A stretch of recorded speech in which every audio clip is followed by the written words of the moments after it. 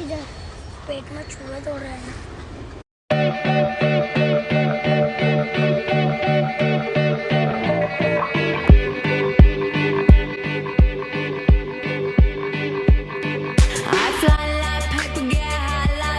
In the 2008 film Slumdog Millionaire, main character Jamal Malik personifies perseverance. His development is tinged with non-normative events that the average person would not have survived, much less have done so with the grace and dignity with which he does. I'm going to discuss 5 such events as they relate to lifespan development. Jamal lives in poverty in Mumbai, India, in a slum so overcrowded that he and his brother resort to playing ball on an active airport runway and swimming in small pools of water while they're being used to wash the clothes of the more fortunate. In an article entitled Socioeconomic Status and Executive Function, Developmental Trajectories and Mediation, researchers sought to determine the connections between socioeconomic status and the development of executive function. The introduction to the research describes executive function as a collection of cognitive abilities that are involved in flexible, goal-directed behavior.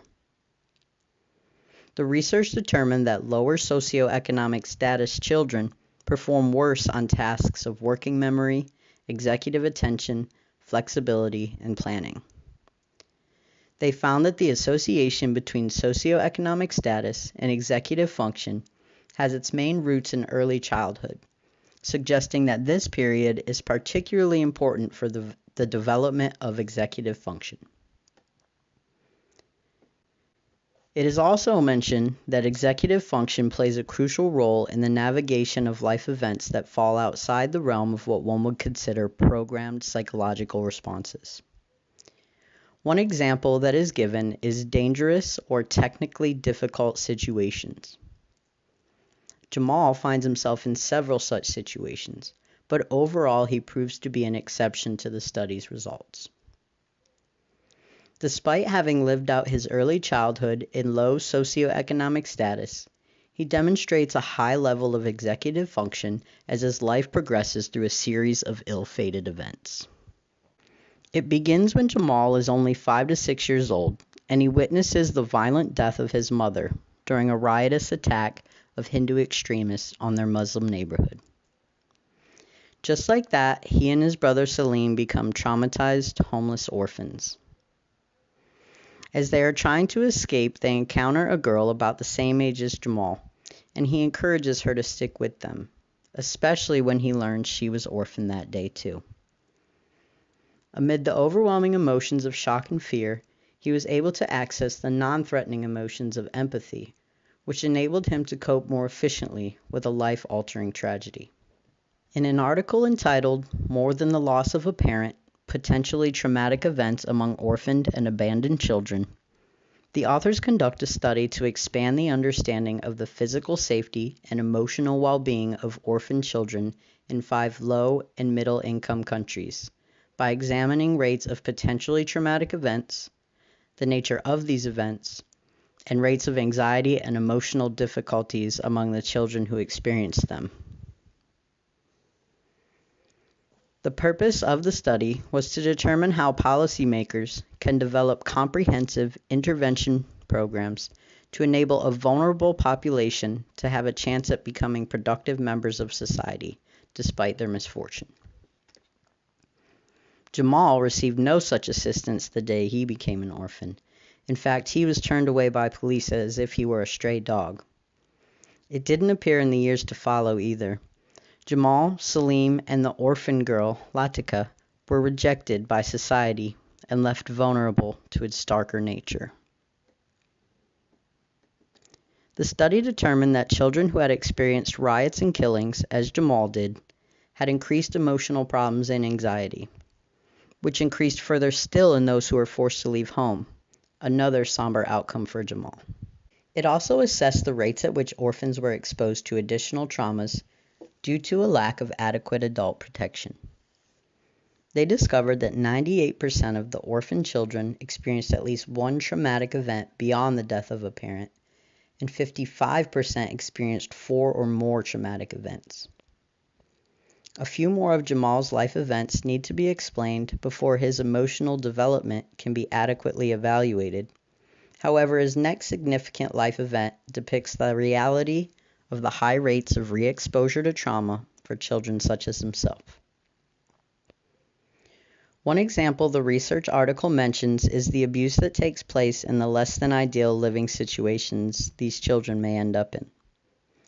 Jamal finds himself in one such environment after he thinks he is being rescued from living and foraging in a literal garbage dump, which brings us to the next significant life event. One day, he and his brother are awoken by a man with cold colas, who takes them to an orphanage where they are well fed, amongst others like themselves. They believe that they have been picked up by a saint, however they are only being manipulated into begging in the streets each day for the man's benefit. They do not question it initially because they still trust that the man will lead them to better circumstances. But when Jamal's brother Salim witnesses the man purposefully blind a boy so that he will be worth double on the streets, and learns that Jamal faces the same fate, they make a dangerous escape. Latika is left behind when Salim lets go of her hand on a train that the boys had jumped on. Jamal is brokenhearted at both the loss of what he thought was his home and his best friend. For the next several years, the two boys use ingenuity to survive on the streets. In a research article entitled Resilience in the Context of Erikson's Theory of Human Development, the author describes resilience as it applies to psychology in a manner that epitomizes Jamal Malik and his experiences. He says, resilience is a complex phenomenon referring to a variety of psychological processes which enable individuals to cope with stress, such as capacity to resist maladaptation, maintain equilibrium despite threatening circumstances, the ability to recover from misfortune and adversity. Resilience research is mostly studied in terms of adaptive rather than universal developmental mechanisms, being focused on non-normative rather than normative samples. The description of resiliency begins with any point in time when a person has adapted to their life situation. With only what has been discussed so far, it can be said with confidence that Jamal displays resilience as it is defined in this article. In the research, the modern psychological concept of resilience is juxtaposed with Erik Erikson's classical developmental theory to see if the two are interrelated. The study revealed that 3 developmental outcomes from Erikson's theory significantly accounted for resilience: trust, autonomy, and initiative. All 3 of these occur by the preschool years, the time frame that occurs before Jamal loses his mother, his second home, and his best friend. Therefore, it can be assumed that Jamal was able to resolve the first 3 stages favorably, which allowed him to be able to adapt to external, difficult circumstances. Beyond that, it would be difficult to analyze his development from the perspective of Erikson's theory because there is not much time for him to have the internal, normative experiences that mark each stage. It's pure survival mode for the rest of his childhood and adolescence. The good news for Jamal is that this research showed that Erikson's later developmental outcomes did not significantly affect measures of resilience. In the analysis of the study's results, the author states that resilient children showed autonomy and independence. Again, this describes Jamal as evidenced by the consequences of the next life event. When Jamal is about 11 or 12, he returns to Mumbai from Bombay, where he and his brother landed after hopping trains for years. He returns for the sole purpose of finding Latika. He does accomplish this, but things quickly become dangerous as the man they escaped from years before shows up, recognizes them, and threatens retribution. To Jamal and Latika's surprise, Salim pulls a gun and murders the man who intends to take them as his property. Jamal is stunned and briefly paralyzed, but quickly shakes it off to celebrate the reunion with Latika. His joy is short-lived, however, when a drunken Salim turns the gun on Jamal in a shocking betrayal. The man with the Colt 45 says, "Shut up! Go now, or Gunmaster Jinan will shoot you right between the eyes." Don't think he won't. I'm giving you 5 seconds. 1, 2. Go, Jamal. Go. Salim abandons Jamal and takes Latika with him. Jamal survives on his own from that time until he is 18. He acquires a legitimate, albeit humble job, instead of getting sucked into the more lucrative life of crime as his brother did.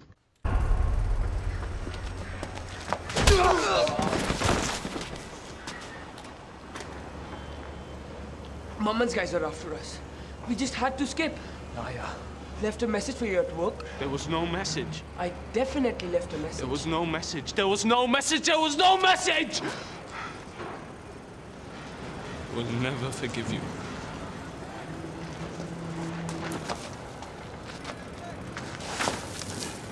I know.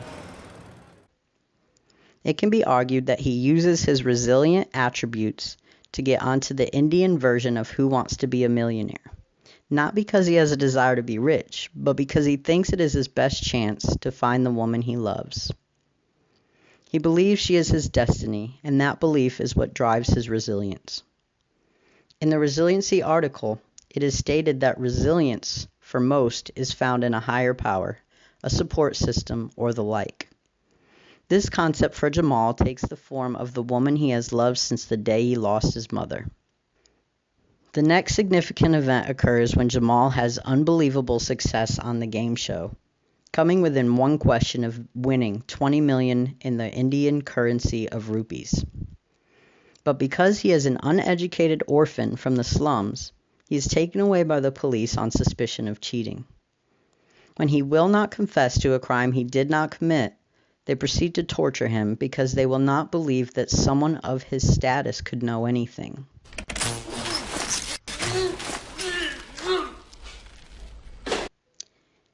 In an article entitled "The Development of Adaptive Competence: Why Cultural Psychology is Necessary and Not Just Nice," Robert J. Sternberg discusses his research into adaptive competency. In other words, a way to view intelligence that encompasses cultural context. It is made clear in the film that Jamal knows the answers to the questions he was given because of his life experiences in the slums or surviving as a homeless orphan. Sternberg conducted research in Kenya, Zanzibar, and with Alaska's native Eskimo children, and found that while they did poorly on standardized tests, the practical knowledge they possess was outstanding. For instance, the Kenyan children knew 80 to 100 natural herbal medicines that could treat common parasitic illness, and the children in Alaska could navigate a dog sled to a distant village through precarious wilderness. In both cases, the children's scores on standardized tests are not indicative of their ability to learn, but of the value of teaching them within context. An example of this comes from the Alaskan children, where it was discovered that the children were better able to learn an academic subject, such as geometry, when it was taught using fishing instruments that were essential in their village, versus using a textbook. The article "Emotion and Resilience: A Multi-Level Investigation of Hemispheric EEG Asymmetry and Emotional Regulation," a study is discussed that was conducted with the aim of reducing the boundaries between biology and psychology when it comes to studying resilience in people like Jamal. The introduction recognizes psychologically based studies that have determined the significant role that positive emotions play in resilience. They are consistently associated with competent, adaptive functioning throughout development. The researchers hypothesized that resilient children would show higher left frontal EEG activity. It explains that the left hemisphere of the brain is associated with positive emotions, while the right hemisphere is linked with negative. They concluded that greater left hemisphere EEG activity is associated with greater odds of being resilient. Why was Jamal able to realize his dream despite relentless adversity? How does he seem to avoid being part of the statistic that the research from the second article discussed, that children orphaned in the manner he was have increased emotional problems and anxiety? One could argue that it was a complex interplay of both nature and nurture. Yes. Final answer A. Aramis. Computer ji lock किया जाए. Aramis, which is, I have to tell you, the right answer.